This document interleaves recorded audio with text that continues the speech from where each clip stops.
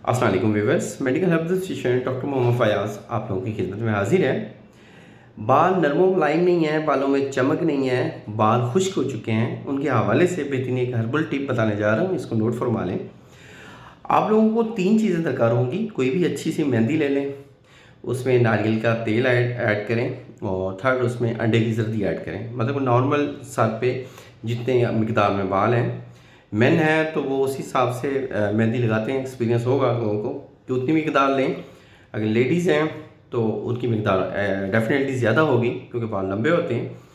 तो मेहंदी के 1 गुना उसमें नारियल का तेल और उसमें तकरीबन अगर लेडीज़ हैं तो 4 अंडों की जर्दियाँ, अगर मेन हैं तो उसमें 2 जर्दियाँ ये ऐड करें और इसको अच्छी तरह मिक्स करें और ये अप्लाई करें अपने सर के बालों पे और इसको तकरीबन कम से कम 1 घंटा लगा रहने दें।